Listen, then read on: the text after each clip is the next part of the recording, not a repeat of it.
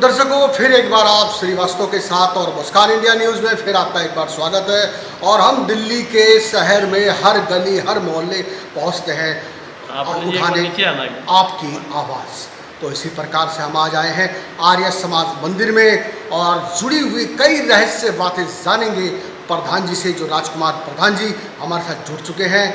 और क्या कारण है कि जो बिना बताए कुछ बच्चे शादी भी करते हैं, और जो है ये गलत है या सही है, इसका फैसला भी प्रधान जी से पूछेंगे। तो बातचीत करेंगे। हमारे बीच में बैठे हैं प्रधान जी। प्रधान जी, बहुत बहुत स्वागत है हमारे मुस्कान इंडिया न्यूज़ में। और हमारी दर्शक आपको देख रही है, तो कृपया एक बार पूरा परिचय बताइए।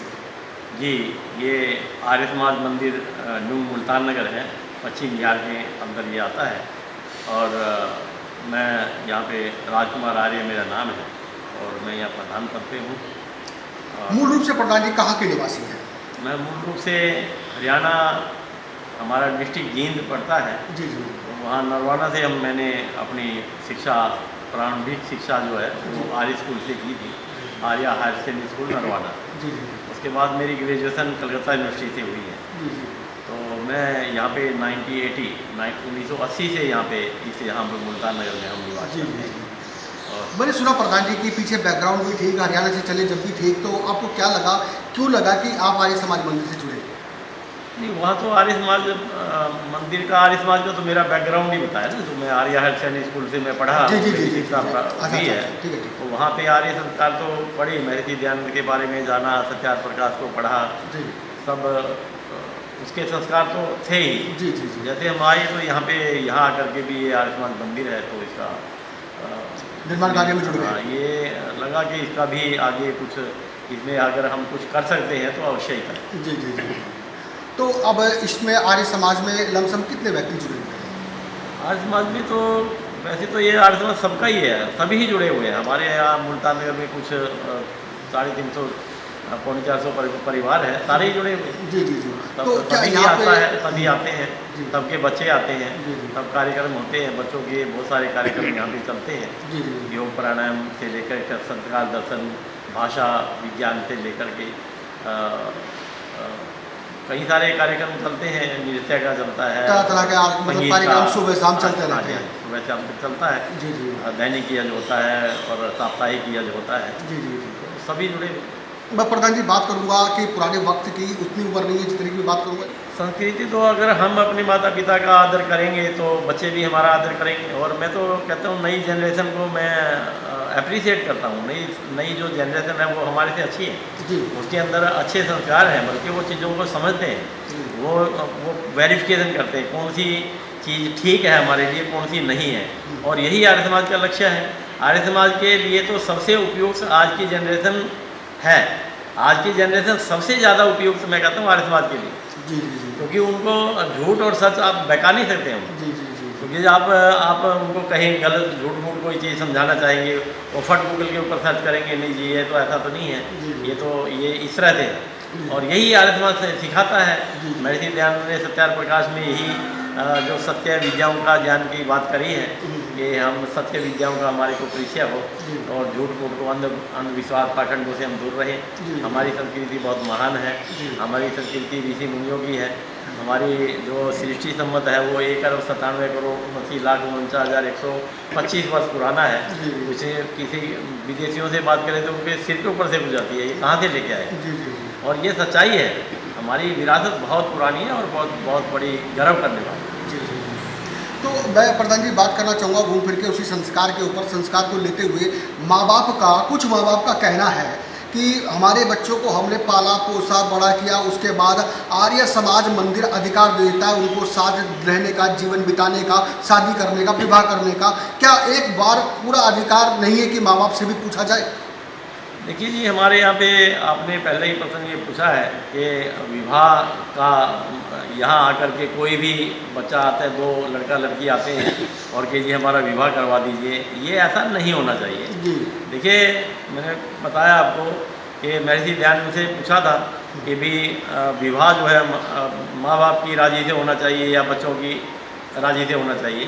तो उन्होंने एक बहुत सुंदर जवाब दिया कि लड़का लड़की की पसंद से और माँ बाप की राजी से विवाह होना चाहिए। हमारे यहाँ भी कुछ नौजवान आते हैं कि ये हमारा विवाह कर दीजिए, हम इस तरह से नहीं करवाते हैं। किसी और समाजों में करवाते होंगे या कुछ वकीलों ने अपने मैरिज ध्यान की। यूँ तो बहुत अच्छा अधिकार मिला हुआ है कि दोनों जोड़ों को आप लोग आर्य समाज द्वारा जो है कम से कम एक गठबंधन में बांट देते हैं, उनको जीवन जीने का अधिकार। हाँ, मगर संस्कारों के साथ विवाह होना चाहिए। ऐसा नहीं कि भी पैसे लिए और विवाह करवा दिया। जिन्होंने सींचा, जिन्होंने पाला पोसा, कम से कम उन तक खबर तो होनी चाहिए। हम इस चीज़ का विशेष ध्यान रखते हैं। जो बच्चे हमारे पास आते हैं, जो नौजवान आते हैं कि हम विवाह करना चाहते हैं, हम ये पूछते हैं, बैकग्राउंड पूछते हैं, उनसे सारा परिचय लेते हैं, उनके फार्म भरवाए जाते हैं, उनके एफिडेविट रखते हैं।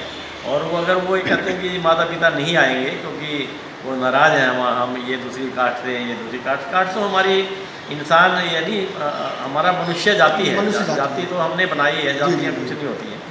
तो हम उनसे वही कहते हैं, उनको ये समझाते हैं कि नहीं बेटे, आप अपने माता पिता को समझा के लेके आइए, उनको पैरों में उनके हाथ लगाइए, उनको बताइए उनको कि हम पिताजी ये मेरा निर्णय है, मैं इनसे विवाह करना चाहती हूँ या मैं इनसे विवाह करना चाहता हूँ। तो वो ऐसा नहीं है कि नहीं मानेंगे। तो आप उनको बना के लेके आइए और तभी हम यहाँ पे विवाह संपन्न करवाते। हम इमीडिएटली नहीं करवाते। तो दर्शकों, कहने का मतलब ये है कि यहाँ पे कहीं ना कहीं सवाल उठा था कई बार कि भाई आर्य समाज वाले माता पिता से भी नहीं पूछते हैं और जो है हम लोग बड़ी मेहनत करके अपने बच्चों को पाल पोस के पढ़ा लिखा के बड़ा करते हैं, उसके बाद जो है अपनी मर्जी से वो विवाह कर लेते हैं, अपना जीवन व्यतीत करते हैं। लेकिन यहाँ पे बात करने पे पता लगता है कि आर्य समाज के प्रधान जी राजकुमार जी का साफ साफ स्पष्ट कहना है कि जब तक माँ बाप को ना बताया जाए कोई भी विवाह नहीं किया जाता यहाँ फिलहाल मंदिर से, और किसी मंदिर में होना भी नहीं चाहिए, क्योंकि माँ बाप ने बड़ी मुश्किल से अपने लाडली और लाडले को पाला है। तो प्रधान जी, हम बात करेंगे यहाँ मंदिर के अंदर और विशेष जो प्रोग्राम है, कार्यक्रम है, वो खास तौर पे कौन सा दिन रखा जाता है साल में विवाह के लिए? विवाह के लिए या फिर और भी प्रोग्राम कार्यक्रम? जैसे हमारे पास समय की जो कुछ कार्यक्रम काफ़ी सारे चलते हैं, उसको टाइम सेट करके और फिर हम सेट करते हैं कि विवाह के कौन से समय में करना है या कोई और कार्यक्रम है। जैसे मान लीजिए किसी की श्रद्धांजलि सभा भी यहाँ हो जाती है। अच्छा। या किसी का जन्मदिन है, किसी की वैवाहिक वर्षगांठ है, तो वो समय देखकर तय करके उसको हम निर्णय कर लेते हैं। दर्शकों, श्रद्धांजलि शॉप के लिए या फिर कोई छोटी मोटी पार्टी या फंक्शन के लिए आप स्क्रीन पे दिए गए नंबर पे संपर्क कर सकते हैं। प्रधान जी हमारे साथ बैठे हुए, बराबर नंबर पे फ़ोन करिए और यहाँ पे संपर्क करिए, आपको पूरी सुविधा के साथ यहाँ जगह मुहैया करवाई जाएगी। तो प्रधान जी, मैं जानना चाहूँगा, क्या कभी यहाँ लंगर भंडारा जैसा भी कोई चीज़ होता है? नहीं, भंडारा जैसी हम यहाँ पे व्यवस्था नहीं करते हैं। बाकी जो रविवार का जो कार्यक्रम हमारा होता है, साप्ताहिक यज्ञ होता है, उसके बाद प्रसाद वितरण का कार्यक्रम होता है, तो वो सब बड़े लेवल पे होता है। तो हमारे नौजवान पीढ़ियों के लिए एक संदेश दें कि जो संस्कृति लुप्त हुई है उसको वापसी कैसे लौटाएं? देखिए जी, ये तो बड़ी अच्छी बात आपने कही है कि नौजवानों में, जैसे मैंने कहा, संस्कार की कमी नहीं है, उनको थोड़ी सी डायरेक्शन देने की अभी आवश्यकता है। कई बार ये वामपंथियों के, किसी मलेच्छों के उसमें चक्कर में आ जाते हैं, मगर अगर हमारी संस्कृति के बारे में वो समझेंगे, जानेंगे, तो उनको एक गर्व महसूस होगा कि हम कोई ऐसे गिरे पिड़े लोग नहीं हैं। हमारी संस्कृति बहुत महान है। हमारी संस्कृति श्री रामचंद्र की संस्कृति है, हमारी श्री कृष्ण जी महाराज की संस्कृति है और हम ऋषि मुनियों के संतानें हैं। और हमारा जो अतीत है वो बड़ा गौरवशाली, गौरव में हमारा अतीत रहा है। तो वो अगर उसके बारे में जानते हैं तो उनको बहुत अच्छा लगेगा, और नहीं जानने के कारण ये सारी गड़बड़ियाँ होती हैं। तो दर्शकों, इसी प्रकार से जुड़े रहिए हमारे साथ। हम आपको बता रहे हैं कि दिल्ली जो है इस टाइम जो है काफ़ी दर्दनाक घटना से गुजर रही है, क्योंकि सावन का समय है और बरसात इतनी हुई पड़ी है कि जमुना जी में बाढ़ आई हुई है और चारों तरफ त्राही त्राही मची हुई है। वहीं हम इसी प्रकार से मंदिर में लेके आए हैं, आपको यहाँ पंडित जी से मिलवाने आए हैं। तो सावन है, इस प्रकार से जो है सभी देवी देवता हमारे समाज में पूजे जाते हैं। तो इसी प्रकार से सावन में कल जो है शनिवार को जल चढ़ेगा। इसके ऊपर एक शुभकामना जो है हमारे प्रधान जी देंगे सभी देशवासियों को। कि जी, हमारे संस्कृति में, हमारी वैदिक संस्कृति में एक मंत्र आता है इसमें कि जो सबके लिए ही शुभकामनाओं का संदेश देता है कि हमारे यहाँ पे जल तो बरसे, मगर उतना ना बरसे कि बाढ़ आ जाए। और सारी हमारे यहाँ पे 6 ऋतुएँ आती हैं हमारी वसंत ऋतु से लेके बसंत ऋतु, ग्रीष्म ऋतु, वर्षा ऋतु, शरद ऋतु, हेमंत ऋतु, शिशिर ऋतु, 6 ऋतुएँ आती है। हर 2 महीने के बाद एक ऋतु आती है। ये हमारे देश का बड़ा सौभाग्य है कि एक 6 की 6 ऋतुएँ फूल फुला जाती है। और कई बार इसको 3 तरह के ताप माने गए हैं हमारे यहाँ पे, आध्यात्मिक और आधि भौतिक और आधि दैविक। ये जो अभी जो प्रकोप है ये आधि दैविक में आता है, ये परमात्मा की तरफ से होता है। जो अतिवृष्टि होती है, ओलावृष्टि हो जाती है, कई बार गर्मी ज़्यादा हो जाती है, कई बार सर्दी बहुत ज़्यादा हो जाती है। तो इसके निवारण के लिए एक मंत्र आता है इनमें, ओम आ ब्रह्मण ब्रह्मणो ब्रह्म वचति जायतां महाराष्ट्रे राजन्य सूर्य ईश्वरोति व्याधि महारथो जायतां दोग्ध्री धेनुर्वोढा नड्वा नासु सप्ति प्रन्दिर्योसा जिष्णुरथेष्टा तभेयो युवा से यजमानस्य वीरो जायतां निकामे निकामे न पर्जनो वसतु कल्वत्यो न ओषधया पचन्ताम योगक्षेमो न कल्पताम्। इसमें सारी प्रार्थना यही कही गई है कि हमारे देश के जो शूरवीर हैं वो सभ्य हों, हमारे फल जो वृक्ष हैं फलदार हों, औषधियाँ ठीक समय पे हो, वर्षा ठीक समय पे हो, सारी ऋतुएँ ठीक समय पे आए।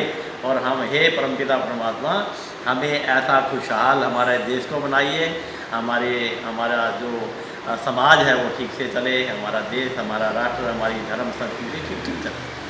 बहुत बढ़िया, बहुत अच्छा। एक बार जो है प्रधान जी कांवड़ियों को शुभकामना देते जो जल चढ़ाने आए। देखिए जी, कांवड़ियों का तो ये है, ठीक है, आस्था का सवाल है। अब आस्था में वो अपना जल लेके आते हैं। यूँ तो ये जो जल है, जल किसका बनाया हुआ है? परमपिता परमात्मा का बनाया हुआ है। और वो भी जाकर के जल फिर वो ईश्वर के ऊपर चढ़ाते हैं। वो आस्था है, ठीक है। हमारी बड़ी अच्छी हमारी शुभकामनाएँ हैं। जो भी हमारे धर्म कर्म हो रहे तब ठीक से ठीक तरीके से बिना किसी उपद्रव के करते रहें। और इसे एकता भी है, खैर ये इसका भी एक सौंदर्य है कि इसमें कम से कम एक जैसे शक्ति प्रदर्शन होता है और वो भी है, और एकजुट होने का एक संदेश भी है। तो इस मायने में ये अच्छा है। बहुत बढ़िया, बहुत बढ़िया। 4 लफ्ज़ों में और 100 बातों का जड़ एक बात समझा दिया प्रधान जी ने। बहुत अच्छी बातें लगी।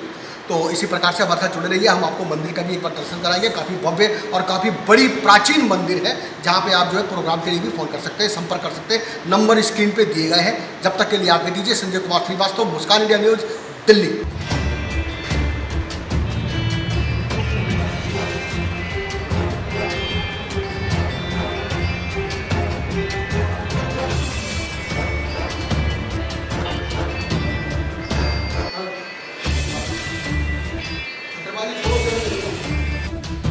ये दर्शकों आर्य समाज का काफ़ी बड़ा हॉल है, देख सकते हैं आप। यहाँ पे कार्यक्रम या प्रोग्राम करने के लिए एसी वगैरह सब फिट की गई हुई है। बढ़िया शानदार जो है खुला वातावरण है। और ये यज्ञ दिया गया है यहाँ पर। और पश्चिम बिहार में है ये आर्य समाज मंदिर, और बढ़िया भव्य तरीके से बनाया गया है। जहाँ पे आप किसी भी कार्यक्रम के लिए, प्रोग्राम के लिए नंबर पे दिए गए स्क्रीन पे संपर्क करें और फ़ोन करें।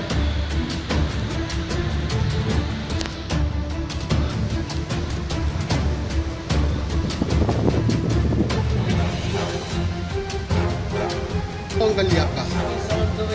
दुबे जी यही रहते हैं, सेवा में जुड़े रहते हैं, मंदिर की सेवा में। तो यहाँ पे सारे कार्यक्रम प्रोग्राम होते रहते हैं समय समय। प्रधान जी पूरा देखभाल करते हैं। हाँ, देखभाल। बहुत बढ़िया, बहुत बढ़िया।